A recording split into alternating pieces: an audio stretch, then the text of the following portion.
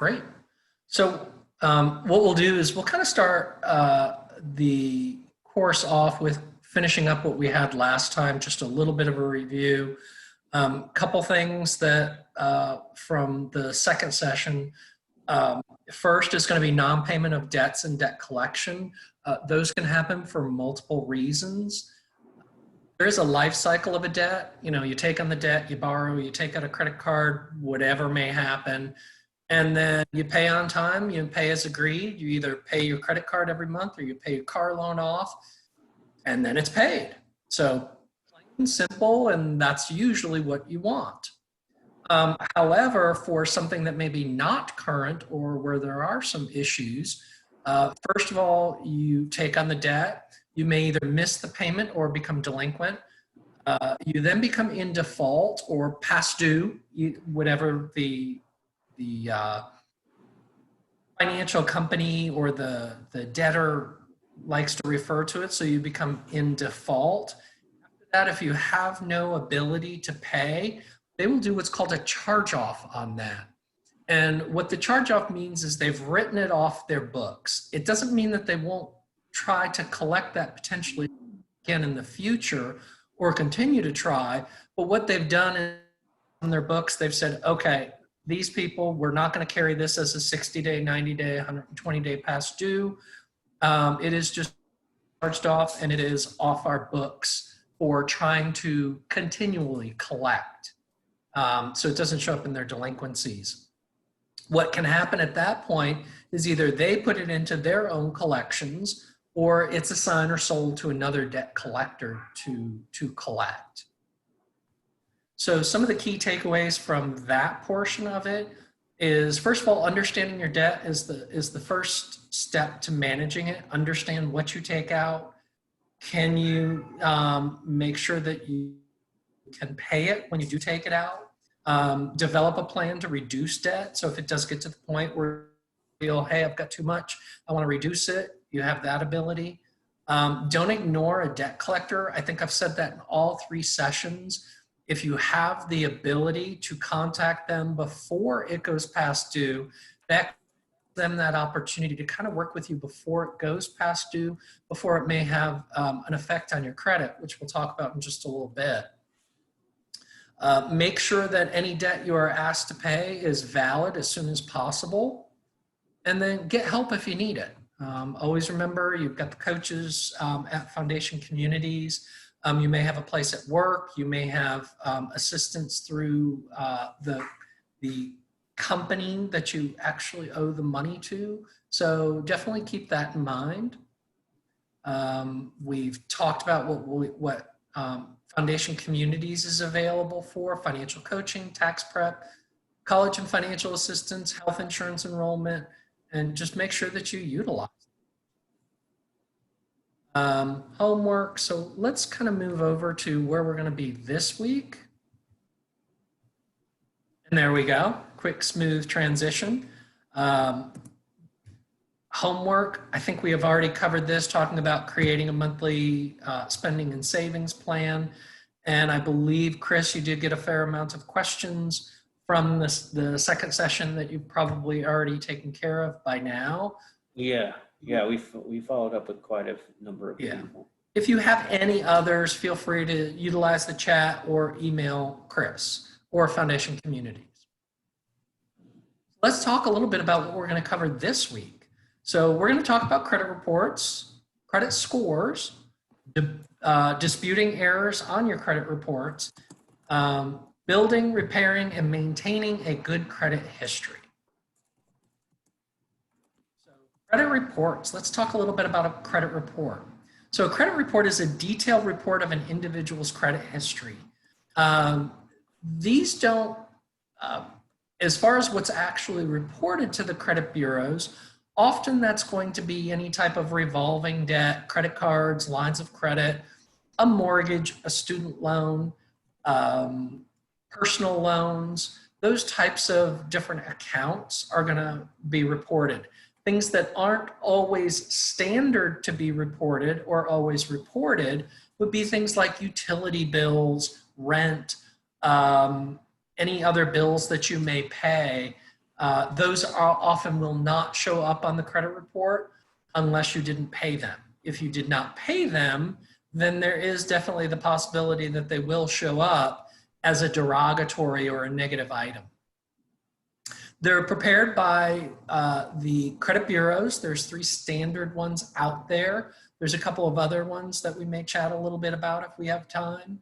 And they're also used in determining the individual's credit worthiness. So looking at how have you paid things in the past is usually a likelihood to a potential creditor of how you will pay in the future. So they're just trying to figure out, you've paid everything you had in the past, there's probably a really good probability that you will pay whatever it is that you're looking to borrow.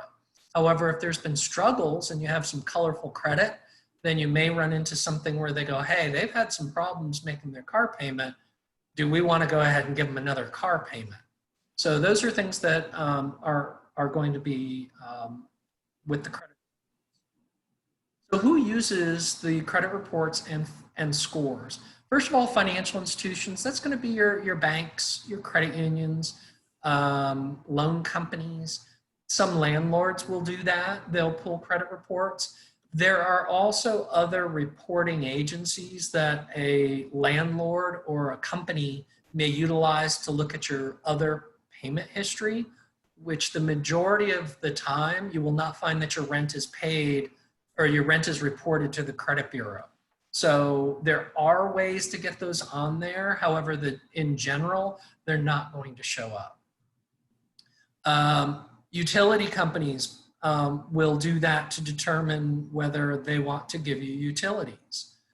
Some cell phone companies, you go for new service, they are all supposed to tell you or have you sign a document that states that they intend to pull credit. So you should hopefully be knowing. Insurance companies in some states, employers in some states will use them, and some state agencies or affiliate organizations. Just keep in mind, they may not all use credit reports and scoring models. However, they may use a sort of history for granting you services, a job. So there's other ways for them to find out information on you. So the 3 common, most widely used credit reporting agencies are Equifax, Experian, and TransUnion. Those are the most 3 common. So what's listed on your credit report? First of all, your personal and identifying information, your name, your address, your social, your date of birth. Sometimes your employment will be listed on there. So there's a lot of different things that could appear on there, but those are going to be kind of your standard things that will appear on every credit report. Prior addresses will show on there. Your debt and some bills. I had already kind of discussed what bills most likely aren't on there and what ones are mostly on there. Public records. So when you have public records, those could be judgments. It could be a tax lien. Those types of things can also show up on your credit report. Accounts and collection. And that may not have been a debt that was showing on the credit report prior. Let's say it's a medical bill, which normally does not report to the credit bureau. What you instead get is if it goes to collection, they then report it to kind of warn others, hey, this person has not paid their debt to us. We just want you to be aware of that. Another thing that's on there is your applications for new credit. Those are also called inquiries. And what we would normally see if we look at our credit report or somebody else is looking at the credit report is what we call a hard hit inquiry, which means you went for credit, new credit, and the folks are pulling credit to see what you have out there. So that would be what they call a hard hit, which can have an effect on your credit score. So what's not listed on a credit report? So first of all, assets and bank account information. So your savings, your checking, those type of accounts are not going to show up on a credit report. Your income, and this is kind of something that often is a little misleading. A lot of times people believe that their income is listed on a standard credit report. and that is not the case. There is, however, out there, some financial institutions can actually buy what they call an estimator based on your debts, what they think that you actually make. But it's not the reporting of your actual paycheck or anything like that. Medical information is not listed. I do believe that I did mention that medical collection accounts very well may show up, but your medical information, they are not allowed to put out in the public. Criminal background is also not available on there. And rental information, there are ways that you can get credit for your rental payments. So there are ways for that to get you a little bit of a better credit score, or for others to see, hey, I pay this on time every single month. Chris, any questions on what we've covered so far that might have popped up? Not so much on that. Michelle had a question when we were talking about items that we have in collections. Okay. That she's had some items in collections, and they haven't been able to work with her, or they've been unwilling to work with her. Do you have any kind of suggestions for Michelle on that? There is always what happens with a collection agency, if it's not the original creditor, payment options didn't work for the original creditor. So often what collection accounts don't want are payments monthly, because that's how likely you ended up with them, is you couldn't make regular payments. So sometimes what they will do is allow you to settle the debt at a certain amount on the dollar. Maybe it's 30 cents, 35 cents. So that is an option that's available, but that's money you'd have to have up front to try to get them to remove that. The normal items will stay on the credit report, traditionally 7 years, sometimes a little bit longer. And you can wait for that to kind of pop off. Otherwise, normally trying to work with them as best you can is the best option. Offer them payments. If they won't take payments, then save up some of those payments and then go back to them and say, hey, I owe you $250. I have 100 right now that I'm willing to pay you, as long as you're willing to call it even. And we've settled that debt. So they're more likely to kind of want to work with you on that. So hopefully that helps you just a little bit with a way to maybe work with them. But just know, collection agencies in general don't like to take just payments. Okay, I'm going to go ahead and just say, Michelle, if this is something you want to talk about more with the coach, definitely set up an appointment at the 737-717-4000, and I'll go ahead and put that in the chat right now, okay? Cool. Thanks. Yeah, but that was the main question that we had from. Okay.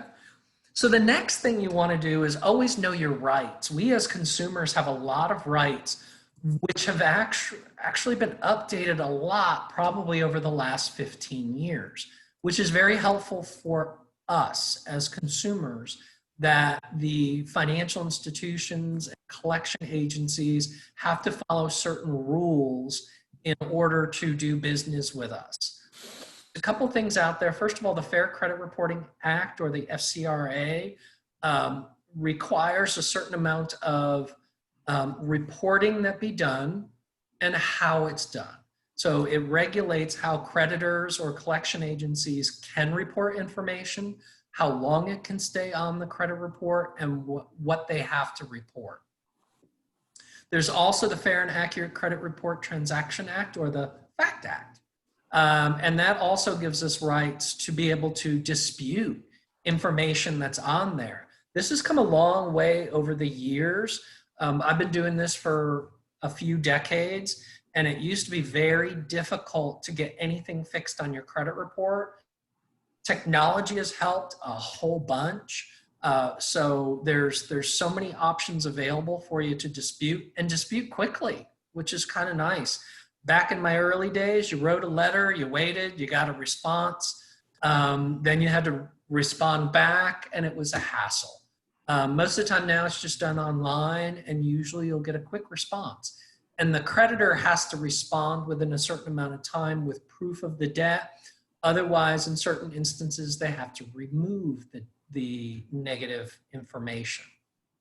Out there, you do have the annualcreditreport.com. Just know that we are all entitled to a free copy of our credit report annually through the federal regulation. Just know we are not entitled by regulation to our credit score.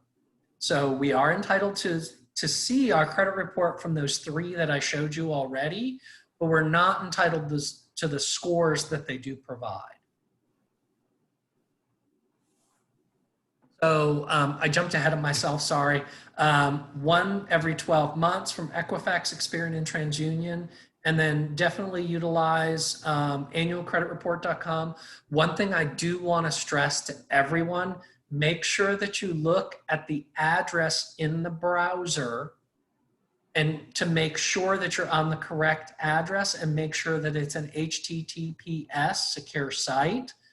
Because often if you put in annual credit report, you'll get companies that want to sell it to you. So and you may end up buying a service that charges you monthly. So please pay very close attention to the site that you're accessing it before you put any information. And look up top to make sure that it's an HTTPS and that it's secure. So some key takeaways that we have. Your credit history can affect your access to credit, loans, jobs, housing, insurance, and other services. So, your credit report and your scores are crucial in so much of what we do every day in services that we may get. So it is really important if you've ever struggled. It's so much harder to get that credit back to a good standing when it may have only taken you 3 months to kind of make it much more colorful than it was. So you just want to make sure that you're super diligent when it comes to this, because it will have an effect on many services and the price that you pay for interest as well.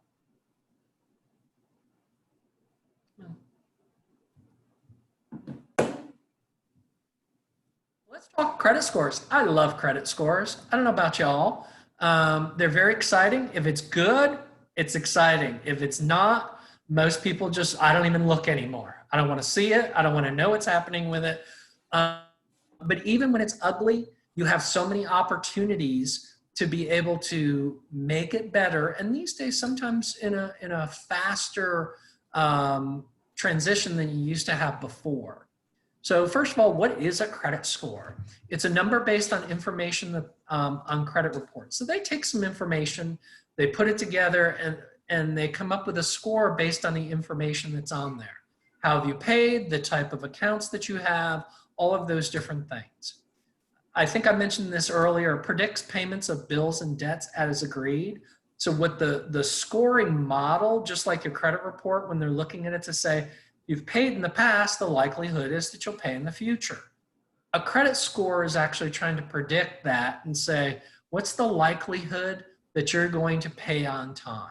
Some companies will use a credit score just as do you get credit or don't you? They won't even look at your application. They will not look at your credit report. They'll go by the score, and then a system will automatically say, thank you for applying with us, but at this point, we can't help you. So the score is really important because often you can't talk to a person about it. People with higher credit scores likely to present lower risk. So kind of think of it as like car insurance. If you've not had any car accidents in 10 years, what's the likelihood you'll have a car accident in the next 6 months? It's not as likely. Whereas if you've had a lot of car accidents, even not necessarily your fault, the likelihood is to an insurance company, you're going to have more accidents. So credit kind of works the same way with the score. It's going, hey, if you've got a good score, then the likelihood is you will pay in the future. So here's kind of the factors that go into general FICO. FICO stands for Fair Isaacs Company, which is the company who developed the credit scoring models for all three of the companies. First and foremost, the most important one is the payment history, and we've chatted about that already. That's 35% of your score is how have you paid in the past. So they're going, hey, if you paid well in the past, there's a good likelihood that you'll pay well in the future. The next one is going to be the amounts owed. How much do you owe? Do you have a lot of car loans? Do you have a lot of credit card debt? Do you have a lot of debt in general? So that's 30%. This can be managed well based on how many accounts that you have out there. So, you know, and some of the online services will even help you out with that. The next one is length of credit history. So how long have you had credit history, and how old is the oldest account that you have? So if all of your accounts are new in the last year, well, there's nothing for the credit score to look at to determine how you're going to pay over the next 2 years. They're going to look and go, okay, you may have paid well in the last 12 months, but we don't have any record of you prior to that. So the length of credit history, this comes up a lot when people go, should I close out this credit card? It's my oldest one. If they're not charging you an annual fee and you're not being charged anything, it may not be a bad idea not to keep it, or to keep the card so that you have that longevity out there. However, if they're charging you a fee and you're not really using it, your score may take a little bit of a hit because it's your oldest trade out there. However, if it should jump back up over time as your next oldest trade becomes your oldest. The next thing is your credit mix. Do you just have credit cards? Do you just have title loans? Do you just have finance companies? Is it all mortgages? Credit scores usually like to see a good mix of accounts, what they call installment, which we chatted about last week, which is, you know, that's your student loan, your car loan, your mortgage. Those are the payments that are the exact same amount for a specified term. And then it's also nice to have a credit card out there, just to show you can pay different amounts on a monthly basis and handle those. So it's not a bad thing to have those. One thing that fits into that credit mix is finance companies. And those are going to be like your payday loans, title loans. Those types of things can have a very negative effect. Even the inquiry from that company can have a fairly decent negative effect on your credit score. And then new credit. Did you go out and get 3 new credit cards in the last 6 months? If you did, the credit score is going to go, hold it. You haven't had this many accounts ever. We need to be really, really careful with how this is working. So we're a little nervous. We need to see how you're going to do with all of these new accounts. So, but that's only 10%. So here, the most important thing is, are you paying and what do you have out there? Before we move on, Chris, are there any questions about the scoring so far? There's not any questions. I put in a couple comments on just how important this piece of our class is, especially understanding credit. Right. This is kind of the portion that is kind of like the playbook to having a good credit score. Right. It's, if you look at credit, you look at it as kind of a game. This whole 35, 30, 15, 10, 10. The 35 is, it's a weighted credit score. So if you're paying those, making your payments on time, you're 35% winning the game. The amounts owed, you just want to keep those debts low. You don't want to use your credit utilization. You want to keep those cards open for as long as possible to get 15. Keep like a decent mix, but don't get so hung up on the mix.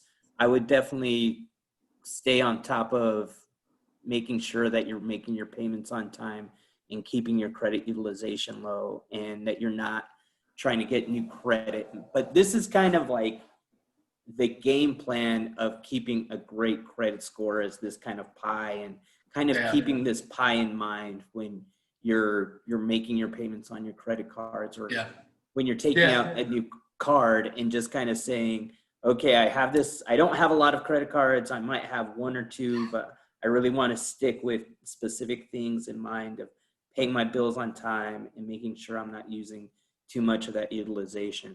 Yeah. But yeah, so it was more so of my encouragement to really take a picture, take a screenshot if you can of this specific slide, because it really kind of is like the glue that holds your credit score together. Yeah. And it can be fun watching it, you know, as it rises. It's like, oh, that's cool. And then it goes down 2 points and you're like, oh my gosh, what's wrong? And it's like, it's 2 points. It's okay. It's not the end of the world.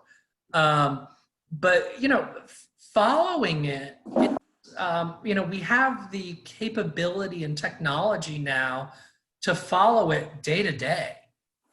You know, whereas before it's like the only time you knew your credit score is when you went in to borrow. So, you know, maximize the technology that's out there to keep on top of this, especially if you have a goal. Home ownership is going to require a certain credit score. So it's really crucial to get there. But when they're looking at it, they're not just going, okay, you have a 640 credit score. Well, have you also ever paid a car loan or a student loan? You know, yes, you've had credit cards, but we don't know how you can pay a regular debt the same amount every single month for many years. So, you know, it is very interesting and fascinating to watch, but definitely take the ability to utilize one of the resources out there to kind of follow it. And yeah, when we're talking about resources, there's services. I love Credit Karma, Credit Sesame. Yeah. They're free. By viewing it, it's not affecting your credit score. They'll set you up with alerts. You know, there's so many opportunities to, and even when new credit is given in your name, it gives you that ability for identity theft, which again, we didn't have decades ago. So it's kind of neat. So what is a good credit score? So exceptional is 800 to 850. And this is using, just so you guys know, this is using the Fair Isaacs standard model for all three bureaus. There are other models out there, and there's even scores that go higher for different purposes. So 8 to 850 is exceptional. 740 to 799 is very good. Good is 670 to 739. You got your fair and then your poor. I can tell you over the years, 680 used to be very good. And now it's good. So it's kind of interesting how expectations from creditors in general, the expectations are for a higher credit score than it used to be. So our key takeaways with that. So first, you can take steps to improve and manage your credit scores. It includes paying your bills on time and as agreed. Get you review your credit report at least every 12 months to make sure that the information is accurate. Don't always focus 100% on the score. Also make sure you're paying attention to what is on the credit report at the same time. When you go for something like a mortgage, it's not just score driven. They want to see more on the credit report itself. So make sure that you're paying close attention what's actually on the credit report as well. Not just, hey, my credit score went up, but that medical collection is still out there. Well, the mortgage company may have an issue with that medical collection. So definitely pay attention to that. Yeah, and just one more thing on credit I wanted just to add, Terry. Yeah, your credit score is going up and down every month. Anytime one of you're making a payment to a credit card or to one of your debtors, they're always reporting to the credit bureau where you're at with your payment with them. So if you're on time, they're giving you positive credits, or they're sending out positive reports. So it's your credit score doesn't just stay at that one number all year or all the time. It really fluctuates as the months go on, and it can continue just to go positive. If you're on time and you're keeping that credit utilization low. If you're using too much credit, that's kind of, and you're going over that 30% credit utilization, that's where it tends to go down each month. or if you're taking out too many cards. But when you do use these services like Credit Karma, they're guiding you through like what's helping you or what's positive or what's negative Yeah. every month. So they're really useful to Yeah. use. And it can change, your score can change multiple times during the month because your creditors don't all report, they don't all send your file on the first of the month. They mix it up during the month. So if your credit utilization went down, it can, on one card, the score could go down 2 weeks later if you had a higher balance on another one that you just charged, and then the file went into the bureau, it could go back up. The score could come down because the utilization went up. So just know it can change multiple times during the month as well, based on when they send those files into the credit bureaus. So let's talk about disputing errors on your credit. So errors happen all the time, even with people with great credit, even with people with colorful credit. Errors happen, and that's why it's so important, like I said, not just to focus on the score, focus on what's on the credit report itself. So things that you can find, identity errors, names get mixed. The primary thing, and even as a loan officer for many years, I always thought it was your social security number that drove the search, and it's your name. Then they add in your social, and then other information will pile in, date of birth, to determine if you're the correct person or not. So identity errors, where this can come about quite often, is junior, senior. You know, I've had friends go, hey, I've named my kid Junior, and I go, oh, Lord. That can potentially have some issues for you when credit comes out, when that kid becomes 18 or 20, where they could end up, in some cases, merging accounts. I've seen it many times. Incorrect reporting of an account status. Maybe it's got a zero balance. I've had this happen myself where I paid something off and the creditor stopped reporting because I paid it off, but they left the balance out there. So I had a car loan one time, paid it off, but it sat out there with a balance for months and months. So I had to contact them and say, you need to show it as zero because it's paid. Data management errors can happen. So the files going from the creditor over to the credit bureaus, mistakes can happen there. Mine, like I said, balance errors and outdated information. So it could be, hey, I haven't had that account in years. Why is it still on there? Or new addresses haven't been updated. Addresses usually will not have any impact. It won't have any impact on your credit score or your ability to get credit. But what it could do is put out what's called a fraud alert, that it's like, hold it, you say your address is this, but you apply, your credit report says this. I move a lot, so I get that a lot. It's like, hold it, your application says this is your address, but the credit bureaus have this as an address. What's up? So that can happen too. Time limits on negative information generally can only be reported on credit reports for 7 years. There's a couple of exceptions to that, but normally negative information will sit out there for 7 years. Even if it's been paid, it can still sit out there as a negative paid account. And some bankruptcies are an exception to that. So there is the possibility information can either be shorter or longer. So how long is information kept on your credit report? Positive stuff, closed accounts in good standing and open accounts in good, closed accounts in good standing are usually going to be 10 years. So if you paid off a car loan, it will normally stay out there for 10 years. What will happen though, is usually after 4 years, it has no impact on your credit score at all because there's no payments being made on it any longer. Open accounts in good standing. So if you're still using them, they're going to stay out there.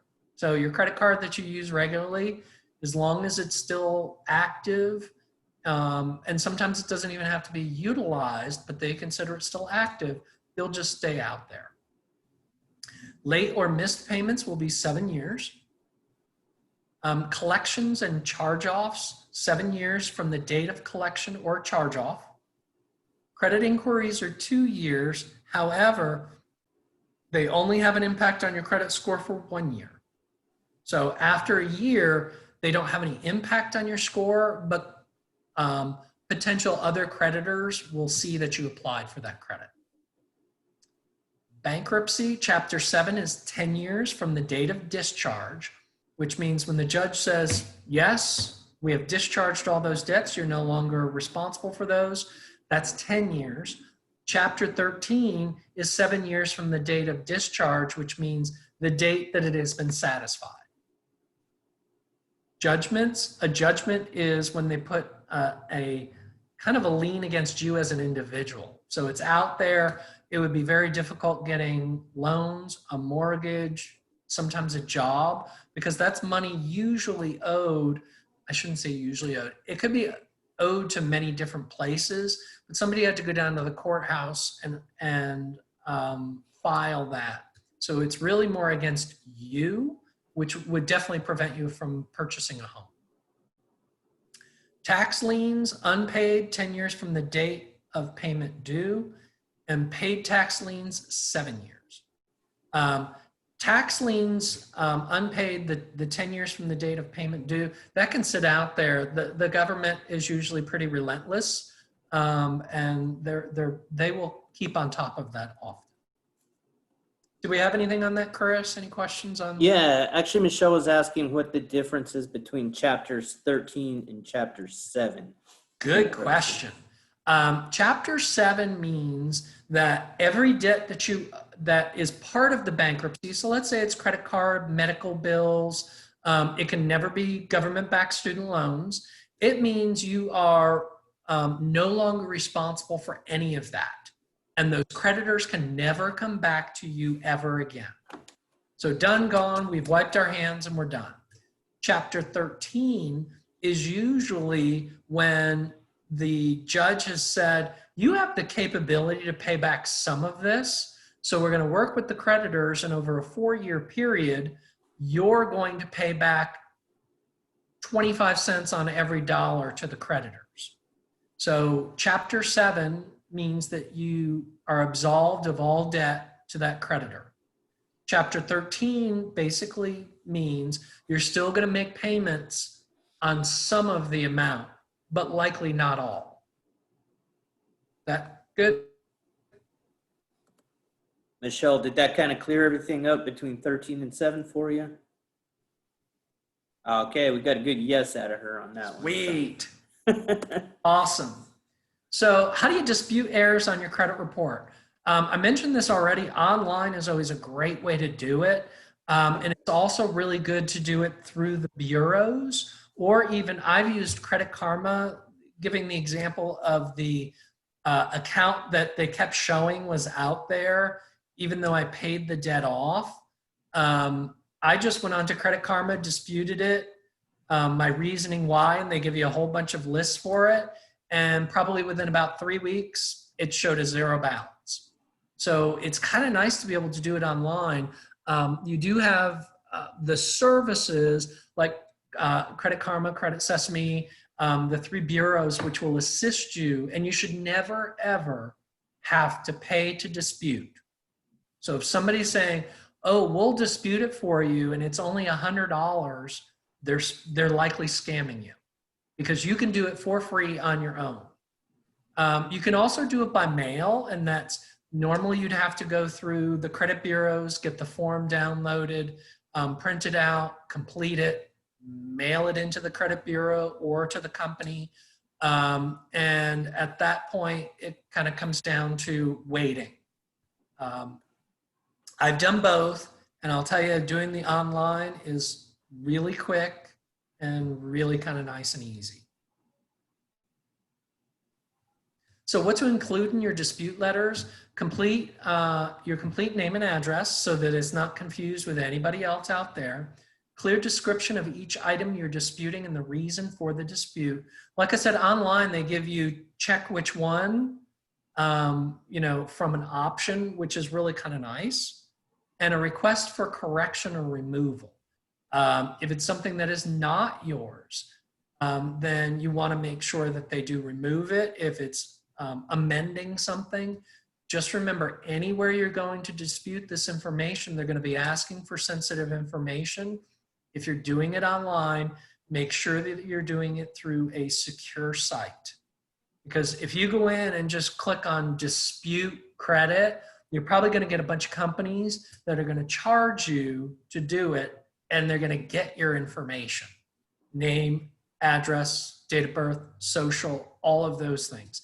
And you do not want them having it. So please make sure, Chris and I will put in our thing for go see a coach, or chat with one to get assistance on that. Because many of us have done that already, and we've assisted others in doing it. So just make sure that you get assistance, but don't ever pay to dispute. So after you file the dispute, credit reporting agency will send you a letter or an email, and they'll say, we got it. This is the time frame in which we're going to work with. Incorrect information cannot be put back on. If it's incorrect and taken off, there are legalities that state that it can't be put back on. And that's part of the regulations that state they can't go, okay, we're taking it off. We're just going to put it back on in a couple months. Well, they're not allowed to do that, the creditors or collection companies. You can request notices of correction to be sent to individuals or businesses that receive your report. So you can even request that it go to all three bureaus if it's showing up on all three bureaus. So you have that capability to do that.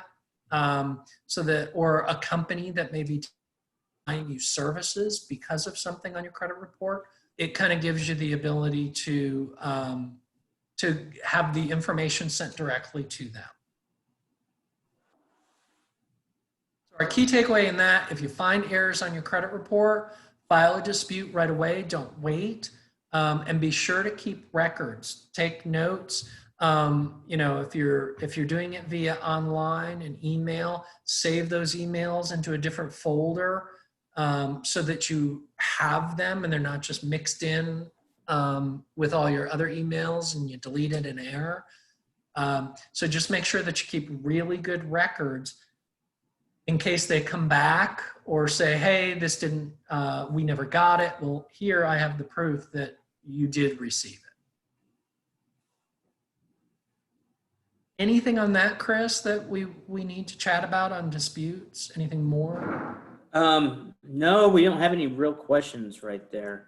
But just as we mentioned, that's probably one of the major points our financial coaching program does help with quite a bit, is trying to kind of find and designate these items on credit report that are kind of holding people back and how to get those resolved. So that is a popular topic with our coaches.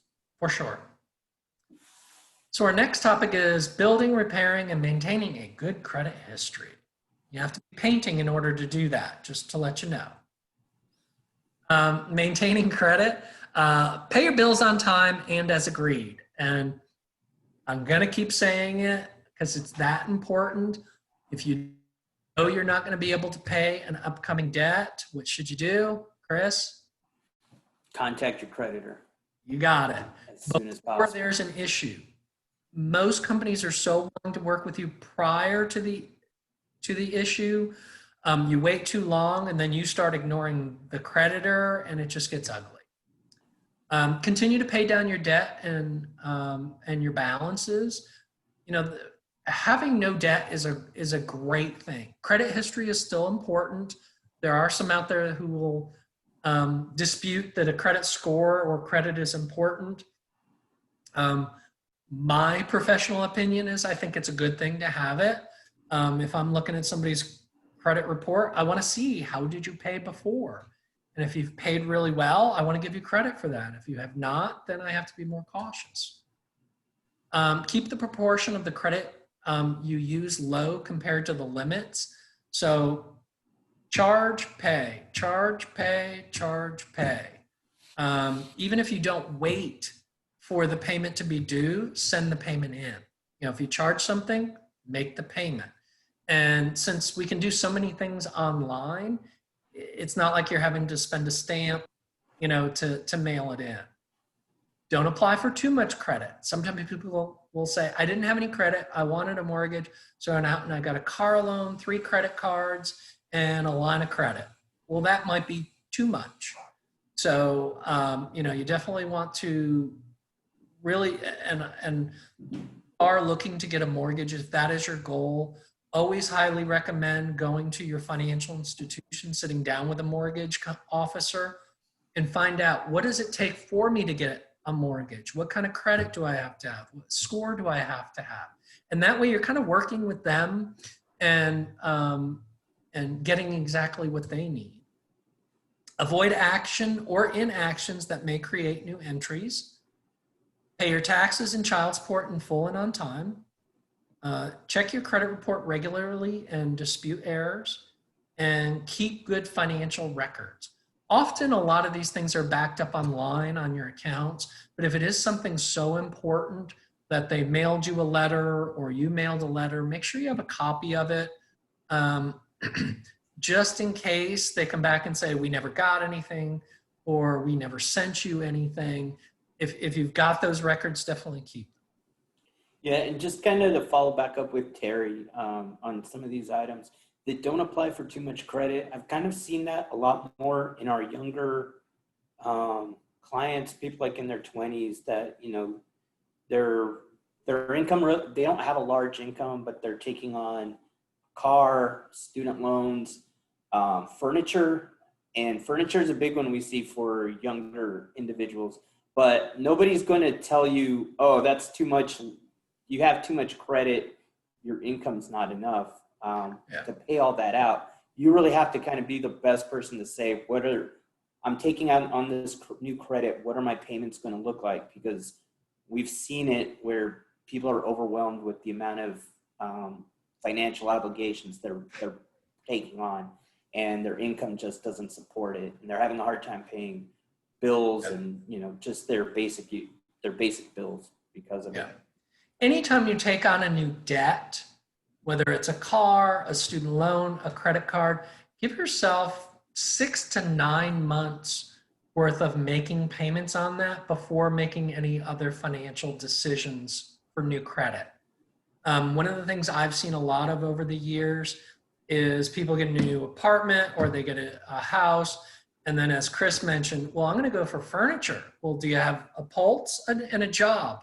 Yes, then we're going to give you a credit card at 25%, for all this beautiful furniture. And then before you know it, your car needs repairs on it. Well, I didn't budget for that.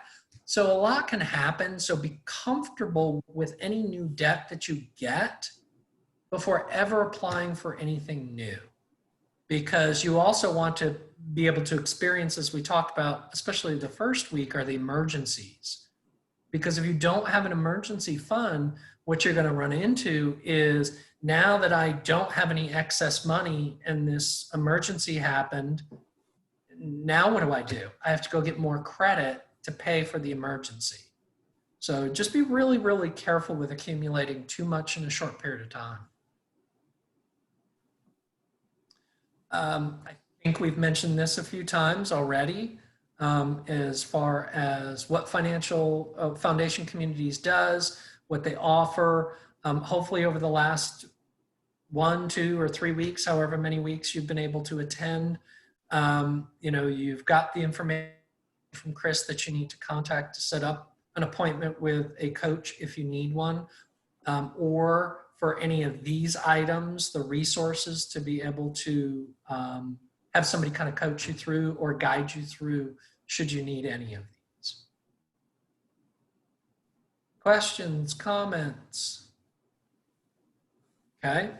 Couple of last things. Debt consolidation. I think this got asked, was it last week or the week before? I cannot remember. Somebody was asking, is a debt consolidation loan a good thing?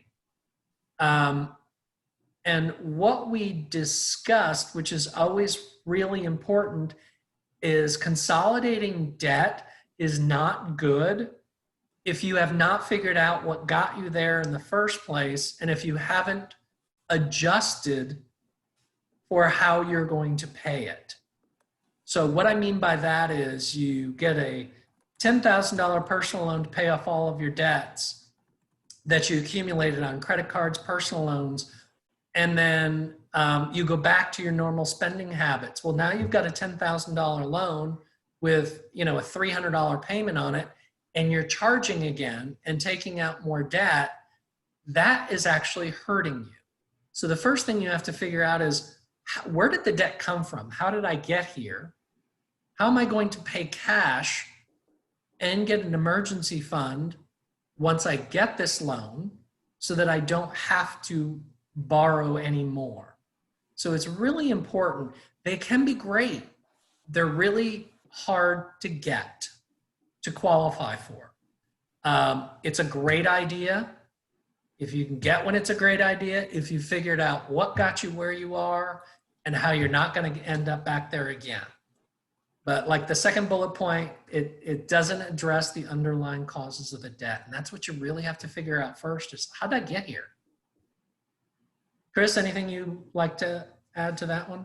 No. We did have Caitlin that did mention it was from last week's class. Yes, thank you, That we addressed that one. Debt settlement, I touched a little bit on that when we were talking about the medical collection earlier.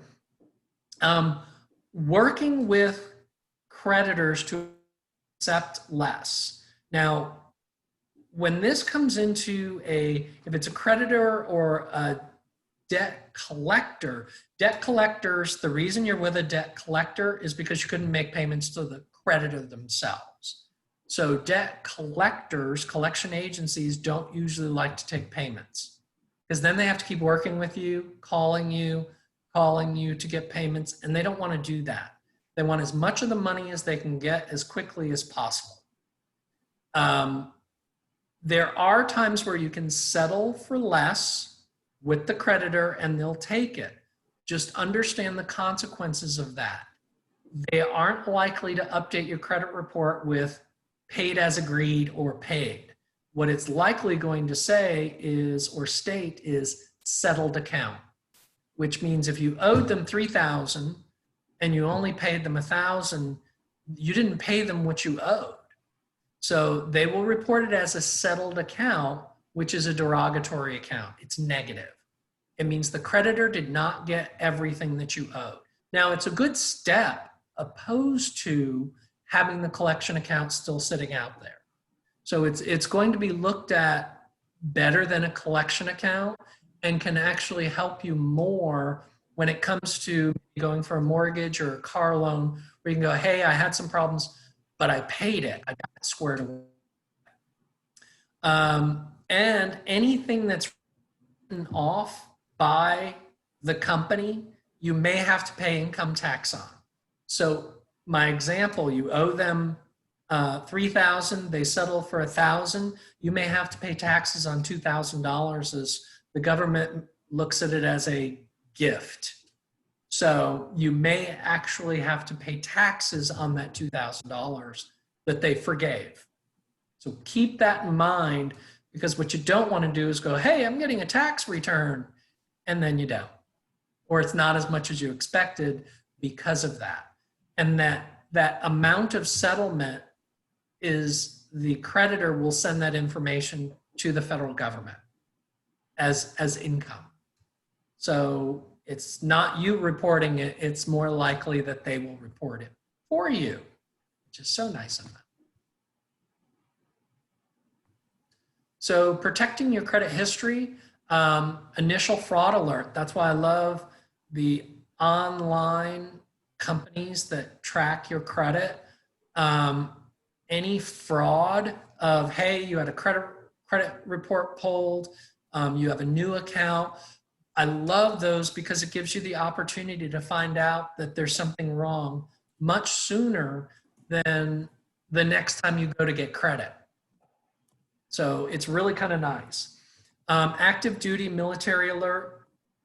You do have the ability, if you are active duty, there is a Soldiers and Sailors Act that the federal government has out there, that if you are active duty, Certain rights are allowed to you under lending, certain payments waived, lowered, interest rate adjusted, but that you have to be active duty.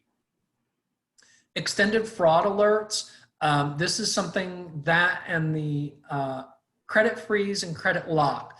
Those are where you have the ability to put an alert or a freeze on your account so that if anybody tries to pull credit, they can't. They won't get anything at all, which means they're not going to get a credit score and they're not going to get any credit. So if a fraudulent person is trying to get credit in your name, then without the information to unlock it, then it's unlikely that they're going to be able to obtain credit. Now, when it comes to the extended fraud alert, there has to be fraud involved in that to get that offered to you. The credit freeze and credit lock, the credit freeze is also for fraud. Credit lock, some companies will offer that as a service. You just have to remember that you have it on there, and whether it's PIN-based, where you have to give a PIN when you apply for the credit, or you have to call the bureau themselves and have it unlocked, just remember that you have to do that in order to get credit. Terry, we Yes. had a question from Michelle. She wanted to know when you were referencing the taxes you might have to pay on getting a reduction, if the agency would send you any documentation on that. They usually will, alerting you. Often it'll be a settlement letter. Most people aren't going to pay attention to the bolded or the box that says this information has been reported to the federal government for purposes. Often people go, oh, I don't owe any more money. And then they don't look further into it. Every creditor is going to have something different that they give you. It could be a blurb on the third page. It could be huge on the first page. But I don't believe, however, by regulation, they're required to.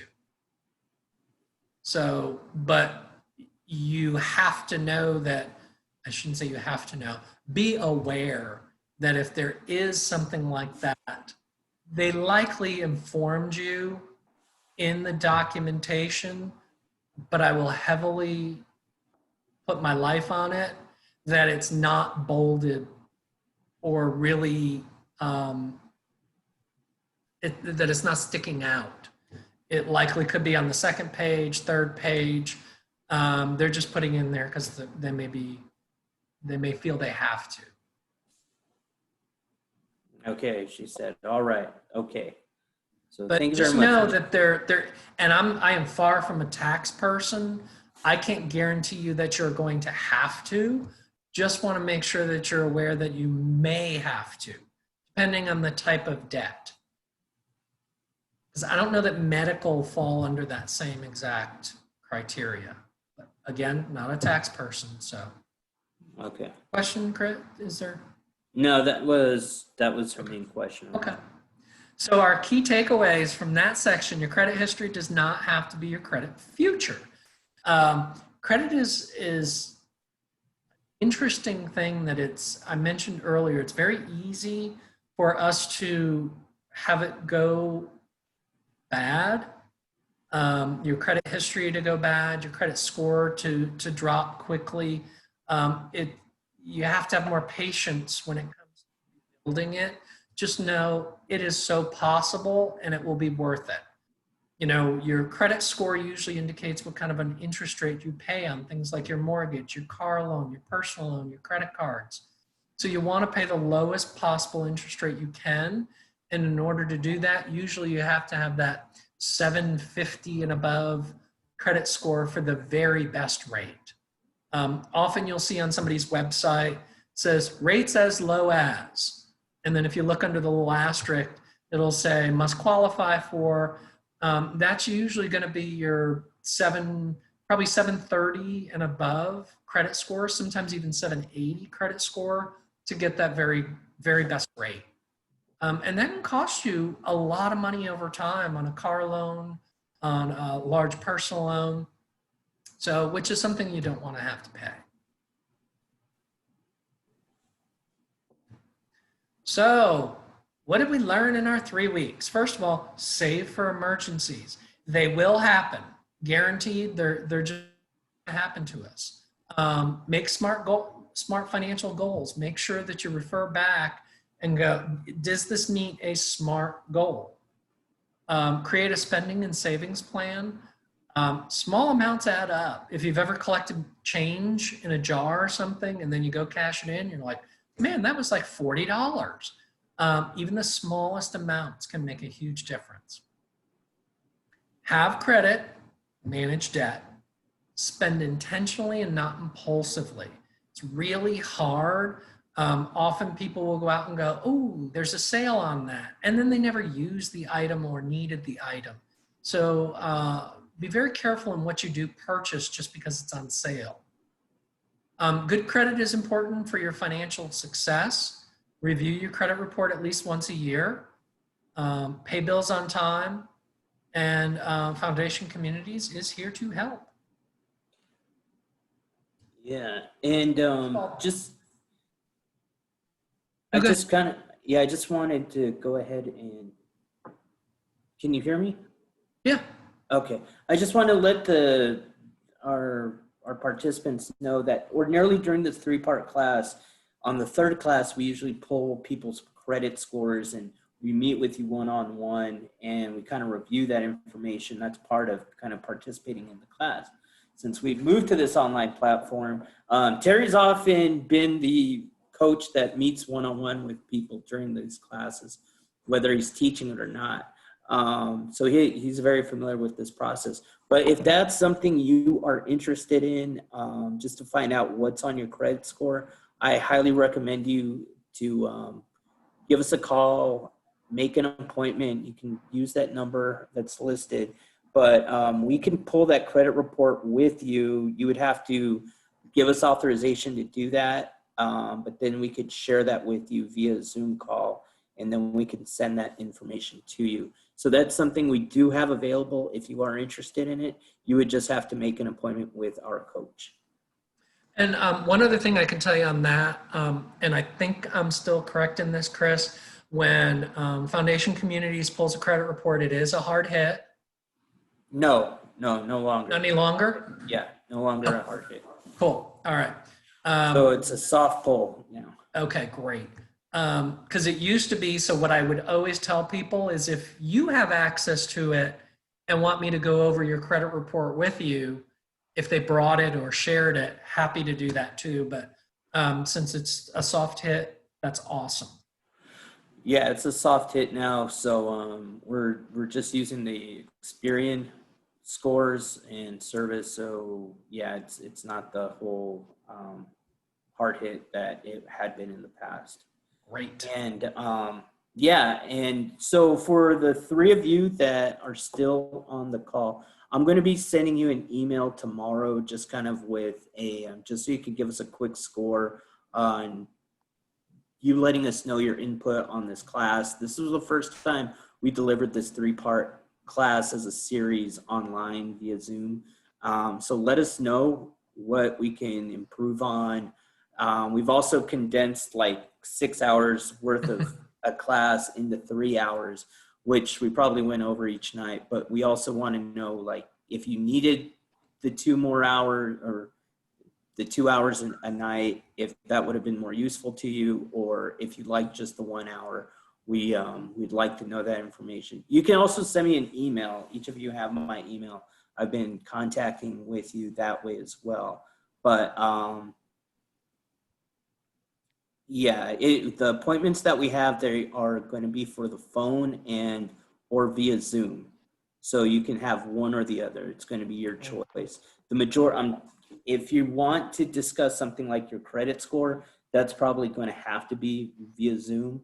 But something just about like your just if there's items you want to talk about, you can definitely just do that over the phone. And yeah, that pretty much concludes everything for me. I want to thank everybody for joining us each of these Thursday evenings. I know it's been a chaotic time. It's been a chaotic year. So we definitely appreciate you taking the time each Thursday to talk with us about finances, even when it might not be the most comfortable thing to talk about, especially this year. But I think this year has taught us that how important it is to think about emergencies and having an emergency account available to us for situations of not knowing if our job is going to be there that following month due to people not being able to go there. But we've definitely seen the impact on our residents. We are promoting, there is financial assistance through the electric bills that we help you with. So if that's something you're in need of, make an appointment. We will be asking, what's the financial situation that you're facing, so we can help you with that in-house. We can also help you. There is this new rent assistance program that can help up to 3 months of rent, and that is being done by the, here, I guess Amina just joined, but so there's the City of Austin Housing Authority. They have a new program. They just started taking applications yesterday, and they're going to take applications until January or until the money runs out. And a lot of times money runs out very quick. So if that's something that if you've been affected by the COVID situation, definitely you want to apply for this program to see if you could receive assistance. But they would be asking for unemployment documents, pay stubs, notice of rent being due. So these sorts of things. They are asking for documentation along with everything else. Terry, is there anything you'd like to add? No, and my cat has nothing to say either. I don't know if you heard him, he's like that far from the screen and meowing. Sorry about that. Okay. At this time, does anybody have one last questions or any further questions for us this evening? I don't have anything so far, but thank you so much for everything. Okay. Well, Thanks, Emmy, for coming to all of them. Yeah, Emmy. Emmy, and we will be posting if you are interested in any of the classes that you may have missed, send me an email. I think Michelle's interested in the first one. So we could send her a link to that first class and that we recorded. And that was the whole purpose of recording some of these, so class members can go back and watch the ones that they weren't able to attend. Okay. Well, if there's no further questions, I'll be sending everybody a link to just give us your reviews and comments on this class, and we can go ahead and take it from there. And yeah, just take a look out for more classes we may be having in the future. Okay.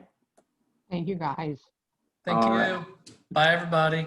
Have a wonderful evening. Bye. Thank you again. Thank you so much. Oh, Chris, I don't know if it's too late for me to ask a question quickly. No. You definitely can ask a question. Yeah, it's about the rent assistance. It's just for people who've been affected, like if you lost your job, or what if you have your job but you still need assistance? If you still have your job and you still need assistance, there is an opportunity to receive rent assistance through Foundation Communities. The only thing is you'd only be eligible one time a year, and you'd have to do at least 3 follow-up classes. One thing I would encourage you to do, if you still have, we're looking that there has to be some kind of incident that took place that was significant enough for you that you are requesting, and you would have to document that too. If you're saying like your car broke down and you had to spend $30,000 to fix it, we would expect to see some kind of like receipt or something like that. We're looking for some kind of documentation now, where probably in the past we weren't looking for that. But the rent assistance through the City of Austin, that's specifically through COVID. Like it has to be because of COVID. COVID impacted your life either like through health or through a loss of employment. Oh, okay. Okay, thank you so much. You're Thanks welcome. a ma'am. lot. Okay. All right. All right. Well, Terry, thank you very much. I'm going to Thanks, go ahead Chris. Good seeing you. and end the recording at this time. And Hope you yeah, feel- if there's any other questions, feel free to give me a contact back. Okay.